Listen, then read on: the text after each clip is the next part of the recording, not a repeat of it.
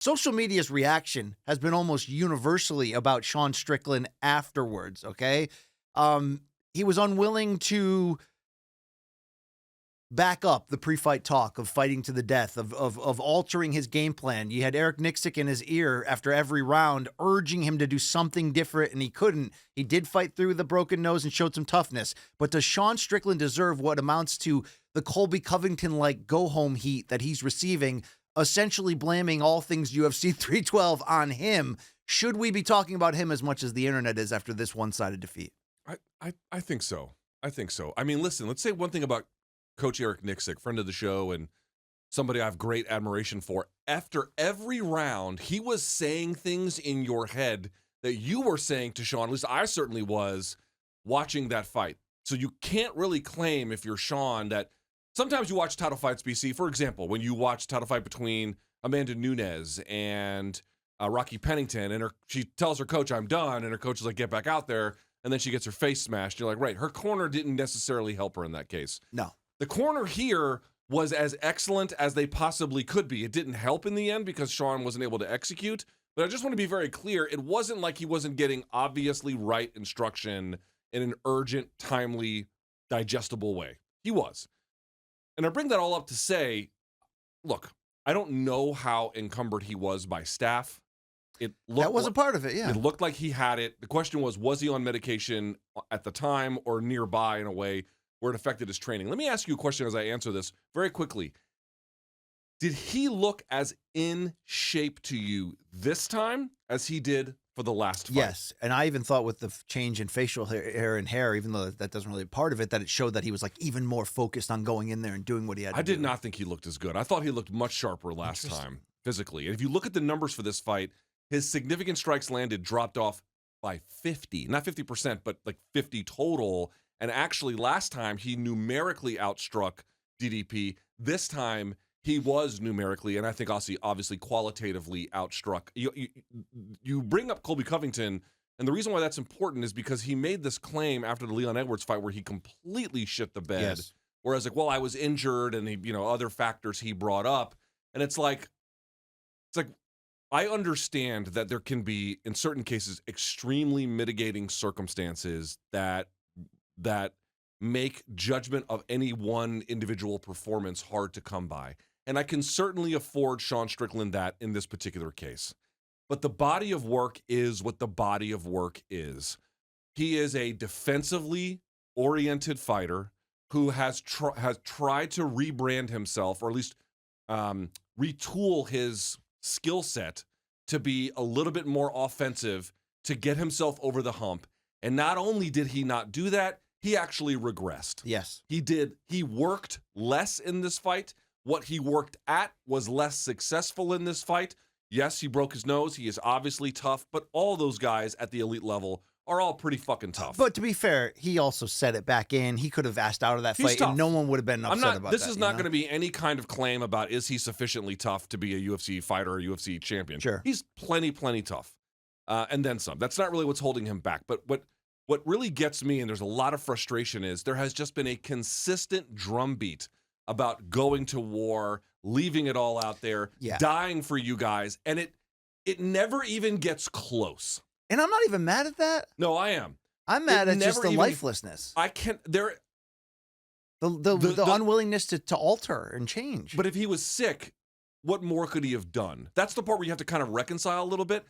So I can understand if he was actually sick and this was the best he could do, well, then it was the best he could do. Sure. What I'm saying to you is there is now a demonstrable pattern where he says he's going to go to war and die for everyone, and it's never even close. And then if you challenge that publicly, you get a legion of orcs who come after you, typically with bad spelling, who say things to you like, he's a warrior, he goes out there. And yes, he is certainly a warrior. He does speak for the orcs, though. Fine, but dude, I've never seen a more boring fighter graded on a bigger curve than Sean Strickland. Well, that's what I wanted to ask you. Fucking curve, because Colby doesn't attract the same kind of adoration that Sean does. Yes. And again, I'm not saying that there's no room for adoration depending on what the way in which it is used. But what I am saying to you is It is totally not a function of who he is as a fighter. It is a function of who he is as a celebrated figure of being an edgelord, and every part of his fight game, consequently, is graded on an absolutely unfair curve. Unfair to us, not to him. A lot of your takes on the show are fueled by arguments you have with neo-Nazis on Twitter, it seems like. But I have to tell you, well, there are many there's a lot of them. them out there. Are we grading on a curve, or I was wondering if we're hating on a curve? Because this was a confluence of bad events, meaning we came in believing that this was a shitty pay-per-view card on paper. We all wanted Chimaev in the spot. We all wondered why this rematch is even happening, even though it is justified storyline-wise. The first fight was very close. But in between, Strickland had beat Paulo Costa, but just barely. Whatever. But I think, Luke, when you add in, we had low expectations for the card, and we were hoping someone could grab it and entertain us. It's not Sean's fault that the fight card sucked, that it played out as it sucked, and then we get to the main event and someone's just looking for something, and he's the one that doesn't deliver.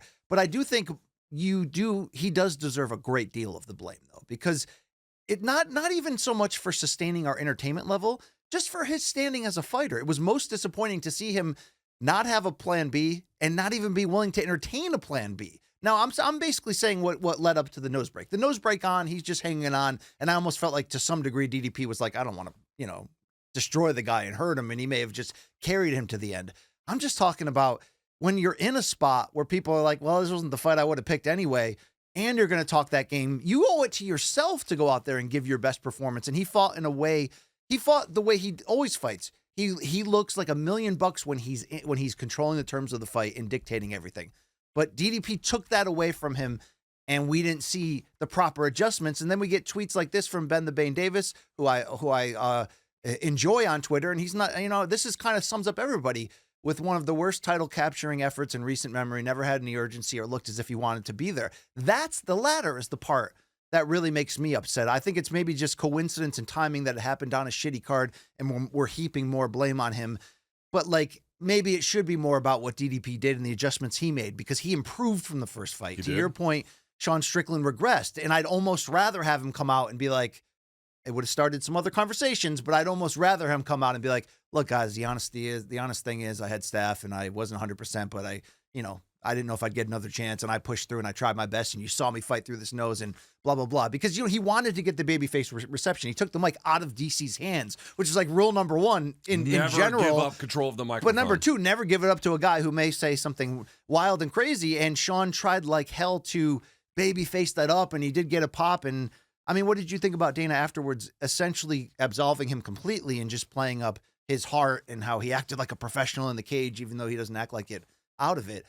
I think that it's a little bit of an overreaction, but at the same time, he deserves blame for himself for not getting after it, dude. You know what I mean? This was his opportunity to shake this division up a second time, and he just didn't have anything beyond leading with that jab and doing what he does. But, how often do you win title fights with your A game like that? We talked about it. If you can get by on just your A game, if your A game is absolutely generationally overpowering, but if it's not, you have to have a B game. And I think defensively, Sean Strickland does have a good B game, right? He does have very good takedown defense. He does have good scrambling and whatnot. But offensively, why didn't he wrestle at all? Could he not have? Did he just simply choose not to?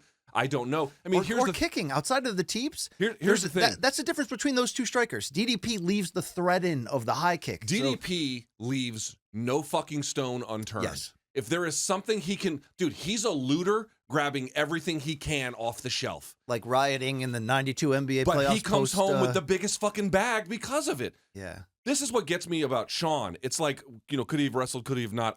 I simply don't know. This was not even a fight that had to happen.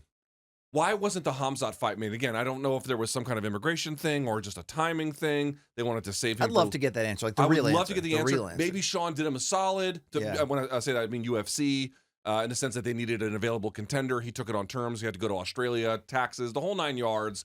And they didn't want to bury the guy. Also, he may have had staph. They didn't want to bury him after the fact. I understand that. I think that's totally fine. I'm not asking Dana to go and bury Sean, nor do I wish to make it part of today's show.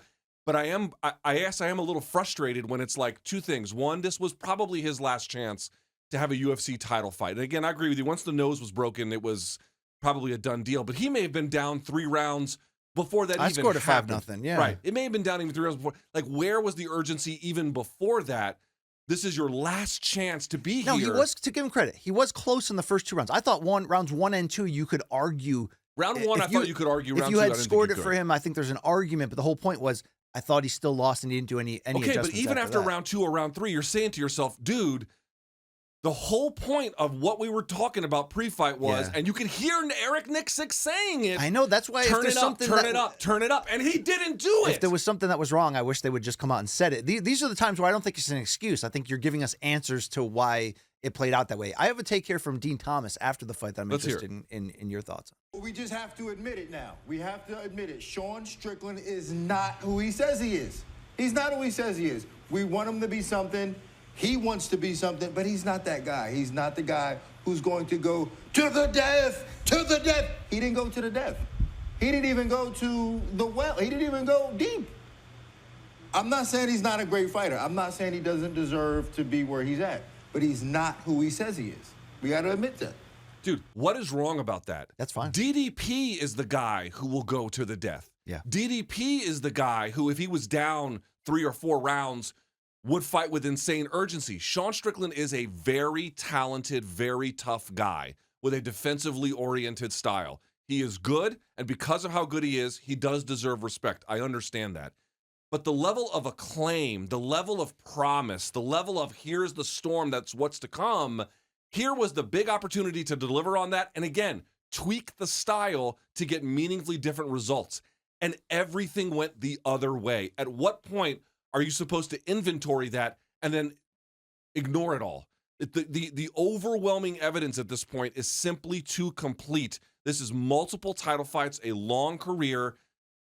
What did Dean say that was so aggressively? Bong Island Luke. He's not that guy, Bong Island Luke, okay? What He's did not you that make guy. of what Dean Thomas had to say about Sean Strickland? I think that's perfectly accurate. Everyone was saying this all week. Sean says he's going to fight to the death and then keeps the whole fight. Like, this is... I don't even need him to fight to the death. I need him to fight to win. You know, it was disappointing to see him stuck in that mode when his coach, who we respect, is all over him, and that's tough. But they caught up backstage, the two of them, and there was no debate this time of whether it was a headbutt that caused that. No, that wasn't the headbutt. No, that was actually, I felt that. I saw that. Bro, you broke it, and I was like, oh, shit, that's so weird. Did you see me?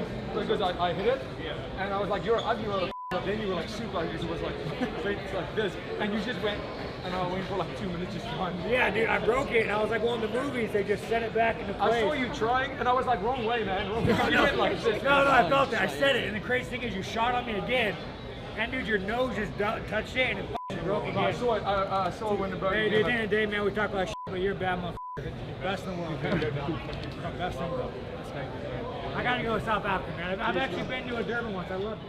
I love the behind-the-scenes stuff that the UFC is starting to show a lot more often. Not just the audio in the cage between like the referee and the fighters and these big moments, but I love shit like this. I love the iron sharpening iron shit. I even like Izzy on the tour right now of all of. He hugged Mark Goddard backstage. I mean, Izzy's like, dude, if you're willing to cash in on their reckless and insane views, you're not allowed to then promote them as like humble and ordinary. Okay, maybe in this case, but in general, you don't get to do it. All right. Well, what do you make of Sean Strickland's?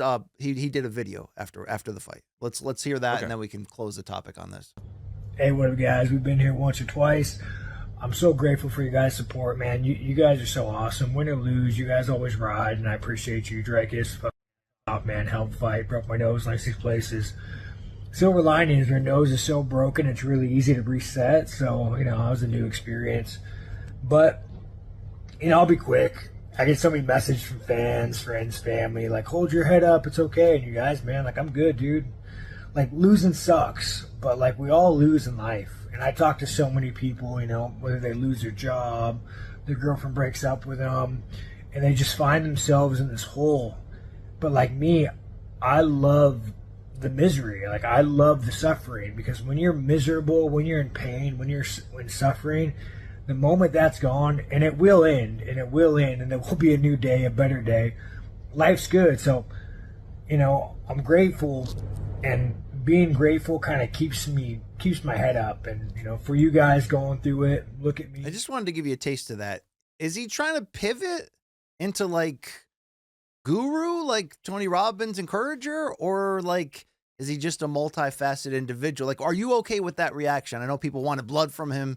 Do you want more from him in that moment? I have no problem with that reaction at all. I think that reaction is normal. I mean, dude, he just got his face smashed. He had to fly all over God's green earth to go fight there. He had to fight a very tough guy. It has to suck losing. I don't have anything against him. Okay, is that the real him, though? Is that him pulling the character back in actually showing like a humble, hardworking? Probably is. I mean, again, I don't think Eric Nicksick is a crazy person. If Eric Nicksick likes him, there probably is obviously something to him. Like there's, whatever. Yes, probably. My point is, I don't judge it negatively like, oh, you're not a man. Of course, he's like, again, he's a very, very, very talented, tough guy in so many different ways. But the reality is also, it just didn't look like he had a lot of competitive fire. Yeah. It didn't look like he had a lot of competitive fire in the fight. It didn't look like this loss was eating him alive. And again, you don't want someone moping around or something like that. But not everyone has to be Jose Aldo in the locker room after Conor starched him in 13 seconds, which was, he was despondent. I'm not saying that, but I'm just saying, again, the total package of things is, my best assessment is Sean Strickland is a very, very talented, skilled, experienced middleweight who has a defensively oriented style, and he's a couple steps off from the very best that this division has to offer, and his fights, more often than not, are pretty boring. People want it to be more than that. It's just that. And I think that's it. I think that's I think he'll fade away from the title picture slowly. I would like to see him against Izzy next, but we've got to pause this Strickland discussion.